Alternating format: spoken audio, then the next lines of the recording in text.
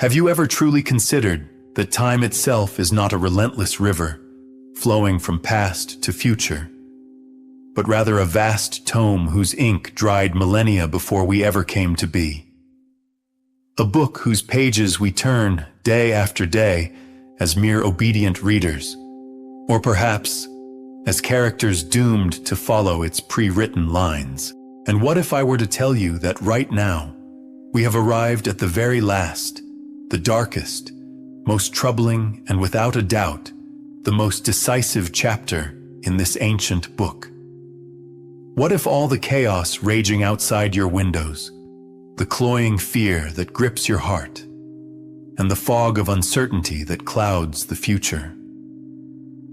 What if all of this is not just a chain of random events, but the meticulous, bone-chillingly precise fulfillment of a prophecy as old as time itself? What you are about to hear is not simply information, nor is it just another theory.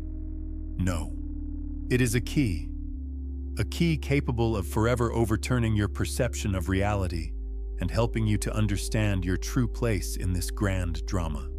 Therefore, before we together pull back the tattered veil on the greatest mystery of our time, I ask you, pause for a moment.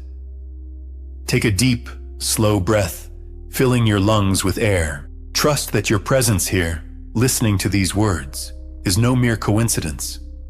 You were not led here by idle curiosity. It was your intuition that guided you, that quiet yet persistent inner voice, the one that always knows the truth.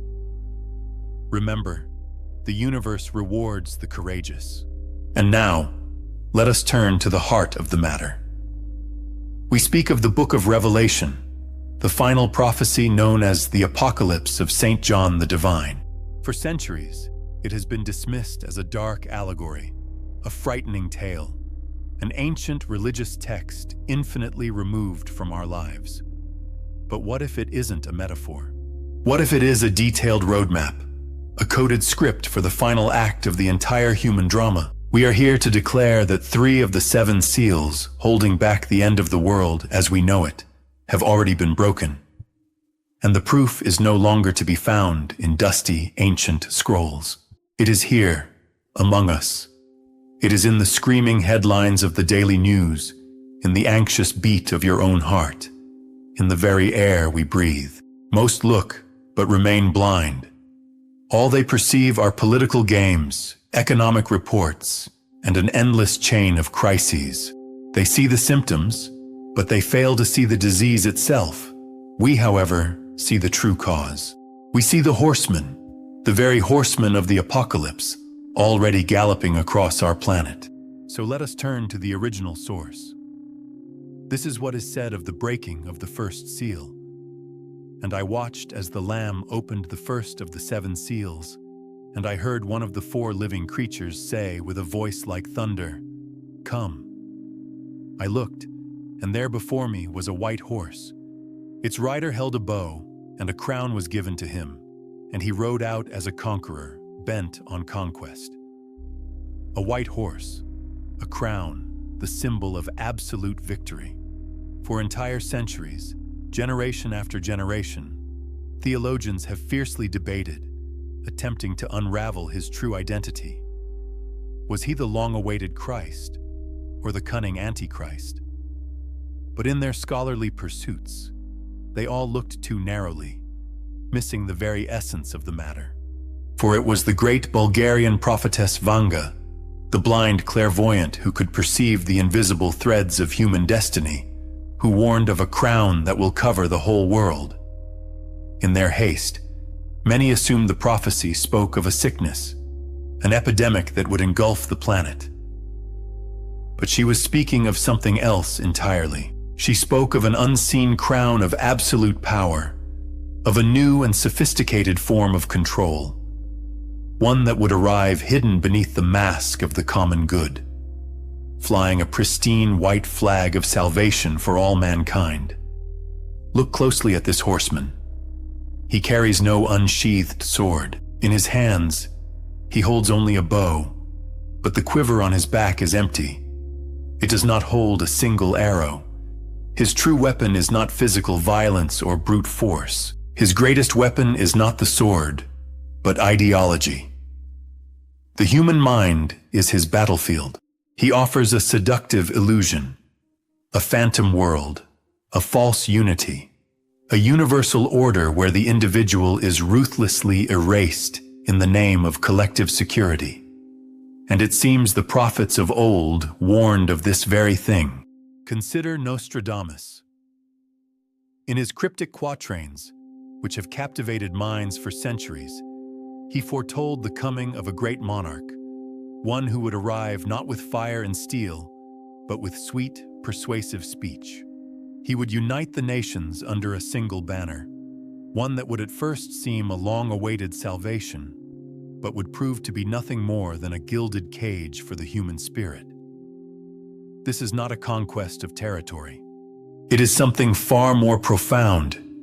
It is the conquest of will itself, a quiet, creeping victory over the freedom of thought, and all the more terrifying for it. Even an unnamed medieval scribe, whose commentary on the Book of Revelation was miraculously discovered in a monastery on the holy Mount Athos, left a cryptic postscript in the margins, as if peering across the centuries.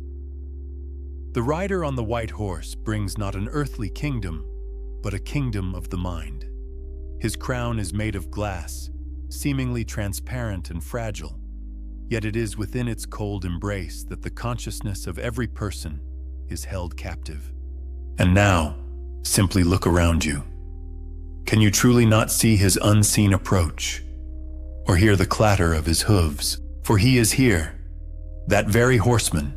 His weapon is the all-pervading globalization of ideas, an imposition of a single narrative that thunders from every screen and every speaker. His banner is a culture of cancellation, which mercilessly erases anyone who dares to question, anyone who dares to think for themselves. His gifts are technologies that promise us unprecedented convenience, but in return, they gather data on our every breath, weaving from it a glistening digital crown of absolute control.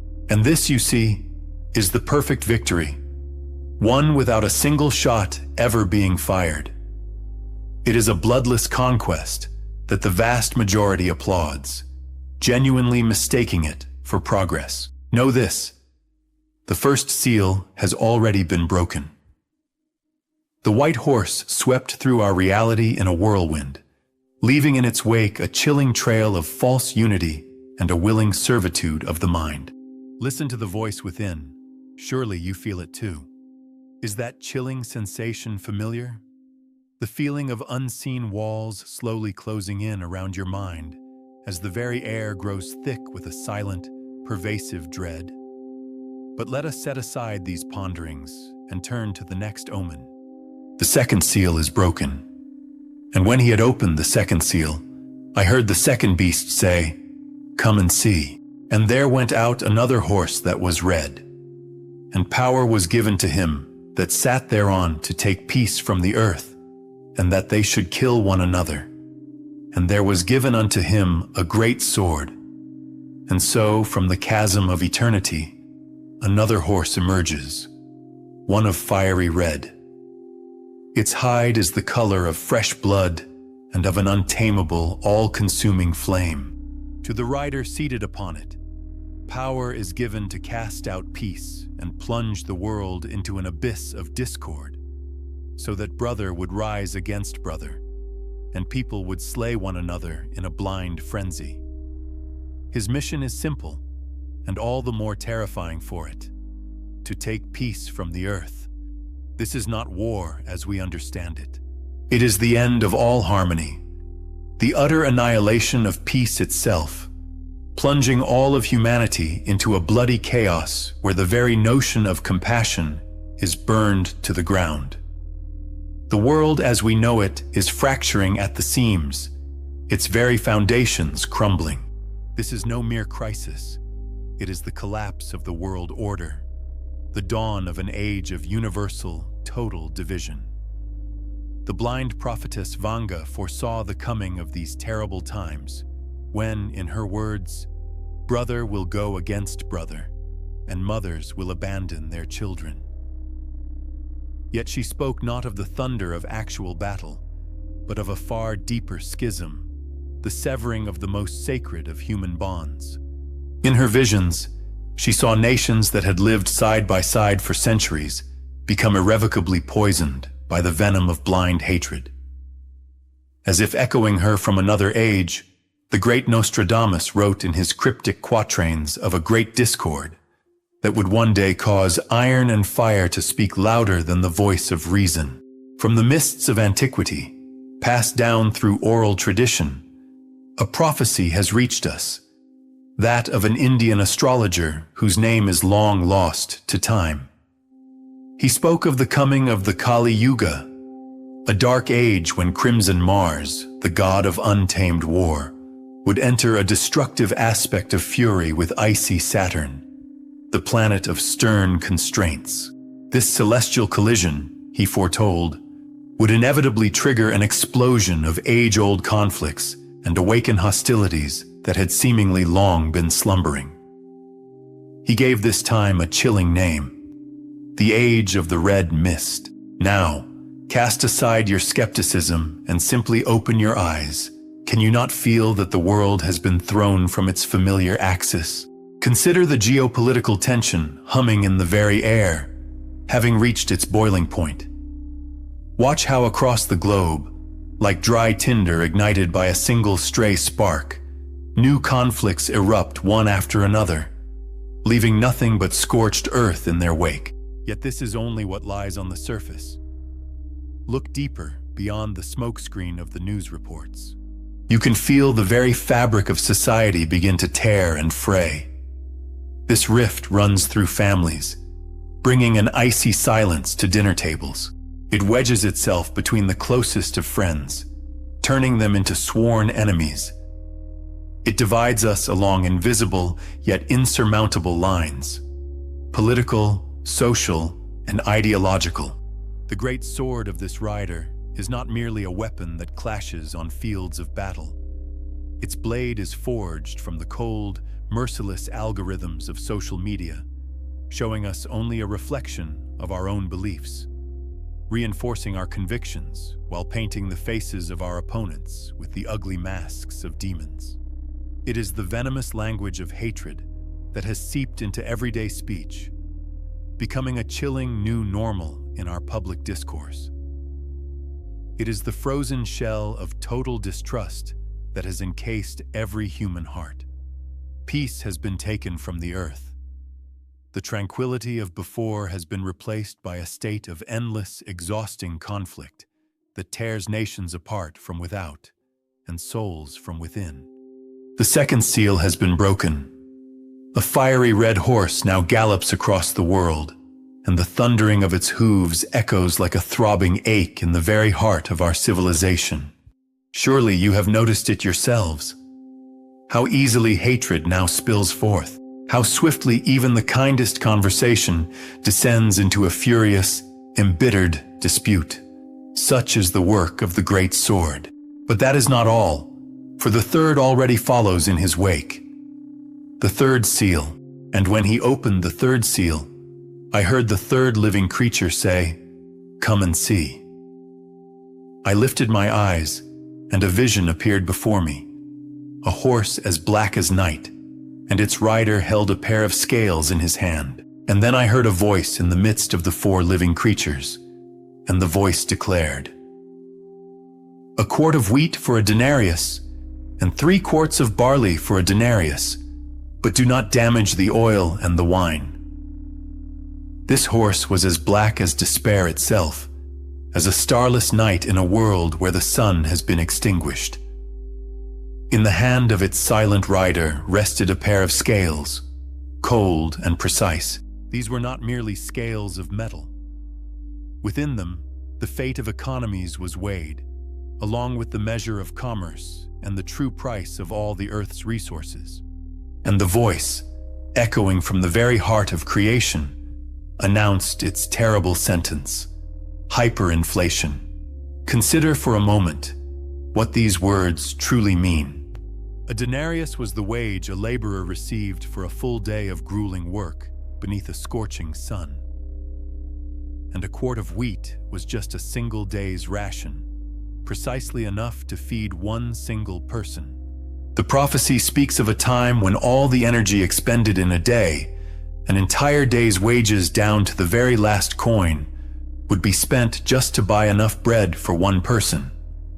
And barley, that coarse grain for the poor and fodder for livestock, will cost a third as much.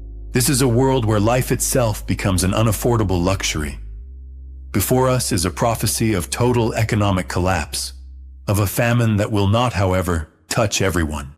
Within it, one phrase sends a chill down the spine. Do not damage the oil and the wine. In these words lies the most mysterious and terrifying detail. For oil and wine have, from ancient times, been symbols of luxury, the attributes of power and wealth. The meaning of this warning is frighteningly clear. The coming collapse will not strike all. Millions among the poor and the middle class will be forced to count every last breadcrumb just to survive, while the super-rich elite will not even feel the change. Their oil and wine, their familiar world of luxury, will remain completely untouched. We find similar imagery in the visions of other seers. The Bulgarian prophetess Vanga spoke of a time when gold will come to the surface, yet water, the true source of life, will vanish underground. She foretold that genuine values would be mercilessly subverted, leaving people to clutch nothing but worthless scraps of paper in their hands. An even more ancient and no less disturbing testament was left to us by a 17th century Japanese ascetic named Kobo Daishi in a series of his mysterious drawings. One of them, the most striking of all, depicts a sinister black demon holding a vast set of scales. On one side, a mountain of rice is piled high, enough to feed hundreds of people, while on the other lies a single, solitary gold coin that outweighs it all. The inscription was as brief as it was ominous. When the shadow consumes the sun, the stomach shall become the master, and the soul its slave. And these are not mere words. In the hushed silence of lofty offices, behind the tightly sealed doors of global financial institutions, insiders have long spoken in whispers of the inevitable Great Reset. They speak of a complete restructuring of the entire global economic order, a plan destined to condemn billions of people to destitution, leaving them with absolutely nothing.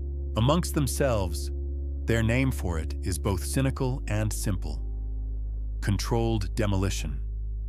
Now look around you and see the reality that surrounds us. Everywhere, supply chains once thought to be unshakable are collapsing. A frantic, galloping inflation has swept across the globe, devouring savings. A profound energy crisis is bringing entire nations to their knees, threatening them with cold and darkness.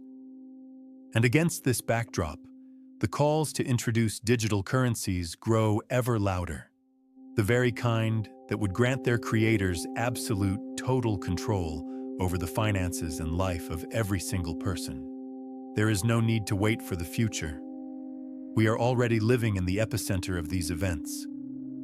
The prices of the most basic necessities, of food, of fuel, of a roof over your head, are soaring at such a speed that the wages of ordinary people simply cannot keep pace, turning to dust. We toil harder and harder, giving more of ourselves with each passing day, and yet, paradoxically, we can afford less and less. Herein lies the ominous meaning of the ancient prophecy, a measure of wheat for a denarius. And all the while, we watch on our screens and read in the headlines as corporations and billionaires report their own record-breaking, unimaginable profits.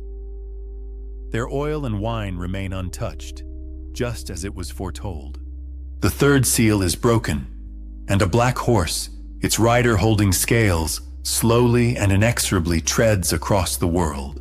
His quiet, almost silent footfalls are not the clatter of hooves on cobblestone. Instead, it is the hollow rumble in millions of hungry stomachs, the cold, clammy fear in the hearts of people as they gaze anxiously into their own uncertain financial future. And what do you feel? Can you not feel the crushing weight of his scales upon your own shoulders? 3 seals, 3 horsemen, the conquest of minds, the destruction of the world as we know it, total economic collapse. All of this is unfolding before our very eyes. No, this is not a mere series of random, tragic coincidences.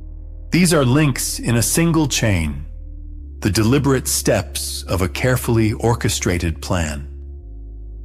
But it is here that we must pause and look deeper, to rise above a superficial, literal interpretation of these events. For the greatest prophecies are never one-dimensional. They are always layered with meaning. Their true purpose speaks not only to the outer world and the fates of civilizations, but to the inner world, to each and every one of us. Let us try to see all of this from a different perspective. What if these formidable horsemen are not only thundering across a fractured earth, shaking continents, but are also racing through the hidden landscapes of our own souls? Imagine that the white horseman, his gaze cold and his crown forged from fragile, transparent glass, represents something more than just another all-consuming ideology. What we are witnessing is the very collapse of critical thought. It is the deafening triumph of the ego, which craves not truth, but the intoxicating victory of being right, and the power to impose its singular, unshakable worldview upon everyone. It is the insidious, venomous whisper of the inner tyrant, echoing in our moments of weakness. Just agree. Be like everyone else. It's so much safer that way. And so begins the quiet, irreversible conquest of our inner, sovereign territory, the very citadel of the soul where our authentic self is born. The rider on the red horse, bearing his immense and merciless sword, is a symbol not just of the external geopolitical wars that convulse the nations. It represents the merciless war that each of us now wages within, an eternal battle between the fears that consume us and our fragile, faintly glimmering hopes, an irreconcilable duel between our light and our shadow.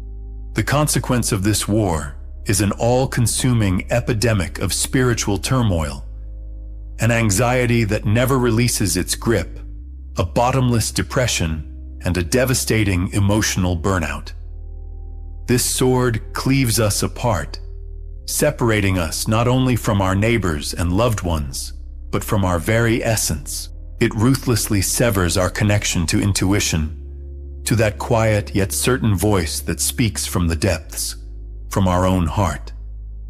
We kill one another in the venomous lines of comments, in bitter arguments, and even within our own thoughts. This is how our capacity for empathy crumbles, how we lose the very essence of our humanity.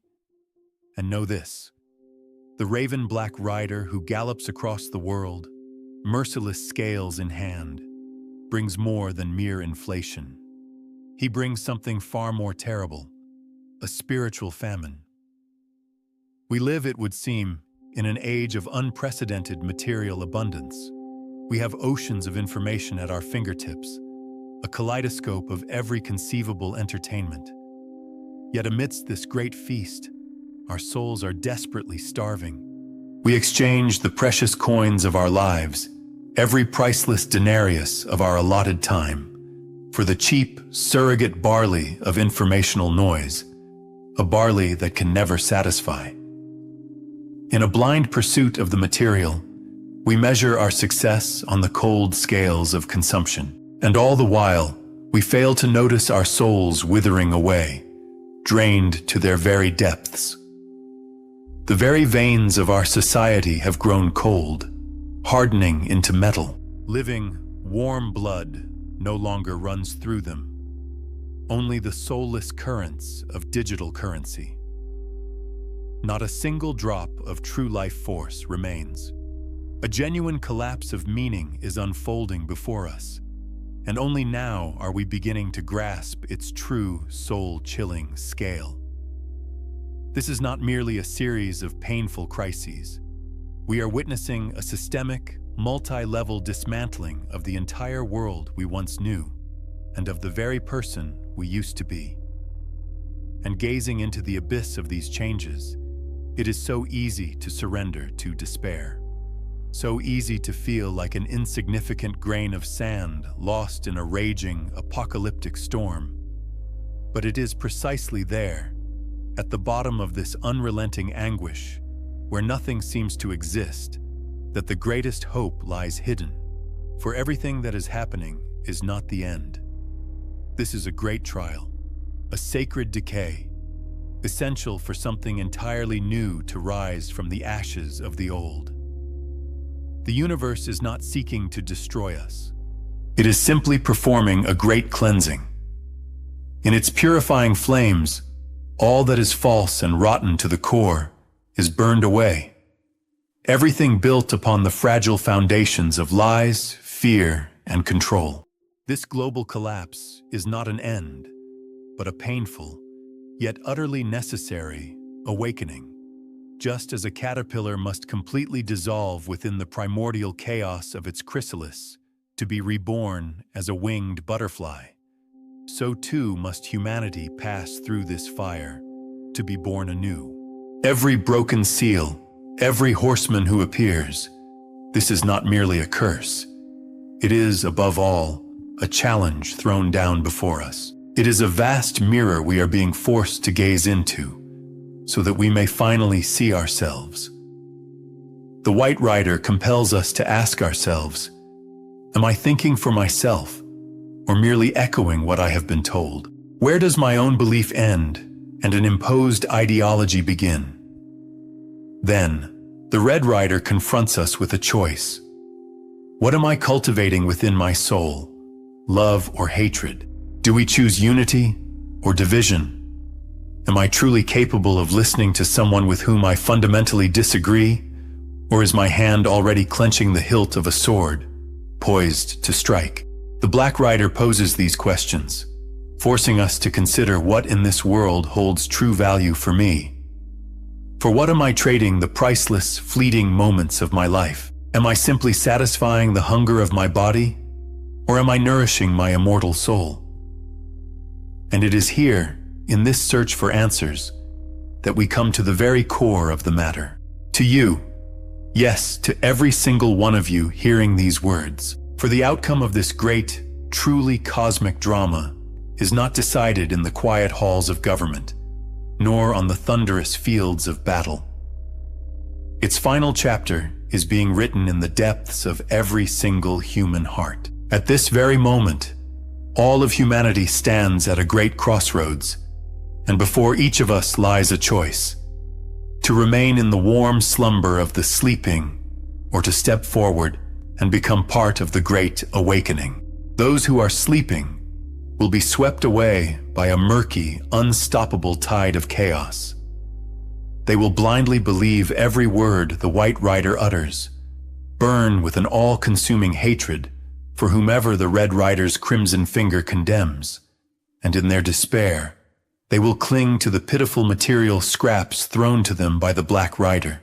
Their inescapable fate is fear, endless suffering, and ultimately, complete oblivion. Yet within this darkness, there are others. Those who can see through the veil of deceit. You are the ones who have not forgotten how to feel. You are the awakened. You see the true face of the horseman with clarity and understand the very essence of what is unfolding. You feel this world's agony with your entire being, its piercing pain, yet you do not allow this despair to consume or break you. You sense it in your very soul. The old world is cracking at the seams, crumbling to dust, and this is not a tragedy, but a natural conclusion. It must collapse, so that from its ruins something entirely new can rise. Something genuine, built upon the unshakable foundation of love, true freedom, and profound awareness. In this whirlwind of change, your awakened consciousness becomes a shining shield, deflecting every blow. Your conscious choice for compassion is a blade forged of mercy, one that can slice through any hatred. And your remarkable ability to hold an inner light when impenetrable darkness closes in is a saving beacon, guiding others who are lost in the gloom. Never believe you are powerless, or that your contribution is meaningless. Each time you refuse to rise to provocation, when you choose silence or a measured reply over the venomous words of anger and hate, you strip power from the red horse of discord. Each time you dare to ask the difficult question that shatters the walls of falsehood and set out in search of your own truth, refusing to blindly trust the words of others, you deftly evade the unseen arrows launched by the white horse of deception. And each time you choose the warmth of human connection over the cold void of soulless consumption, when you genuinely share what you have with another, you boldly challenge the distorted scales of the black horse. Know this: we are living in an age of the greatest trial, but also of the greatest opportunity. This is a singular chance for all of humanity to make a true quantum leap in consciousness, to ascend to an entirely new level of being. The ancient seers did not speak only of the horrors to come. Their words were not a curse, but a warning, a chance for us to choose the one true path. They have left us a detailed map, a guiding thread that will not let us stray in the encroaching darkness. And now, 3 of the great seals have been broken. The others await their time, and the trials to come will only grow more severe. But now, the veil has been lifted from your eyes. Now you know. You have been warned, and to be warned is to be armed. Therefore, do not fear the approaching chaos. On the contrary, embrace it. Do you hear that rumble? It is the sound of the prison walls that shackled your mind, finally collapsing with a thunderous crash. Do not fear the future. Create it. With every thought, every word, and every decisive act. Know this: you are not merely silent spectators of the apocalypse. You are the architects and the co-creators of a new era. That is why this work is so profoundly important. We do more than simply tell stories. We ignite sparks of consciousness in the midst of an all-consuming darkness. Now, that flame of hope must be fanned to burn brighter, lighting the way for others. If these words resonate deep within your soul, if you have heard that inner call, then the time for action is now. Acknowledge this video. It is more than a simple tap on the screen. It is your conscious voice declaring, "I see." Share this message with those who, like you, are ready to awaken. This is not just a forwarded link, but a spark cast into the twilight of collective slumber, an act of quiet yet resolute spiritual resistance. Affirm your connection to our channel. This is your firm intention to remain in the living current of truth, refusing to allow the fog of deceit to lead you from your path. If you feel prepared to dive even deeper and become part of our inner circle, gaining access to exclusive materials that we cannot share openly, then take that step. It is not merely a subscription, but an enlistment in the ranks of those who refuse to remain bystanders to the great shift, and who instead intend to forge it with their own hands. And if your heart and your means allow, support our mission directly. Every particle of your support, every single contribution, is the precious fuel that feeds the fire of knowledge and prevents it from being extinguished. This is your personal contribution to the great work of a universal awakening. The world is already changing, and these transformations are relentless. One by one, the seals are being broken, and their sound can no longer be silenced.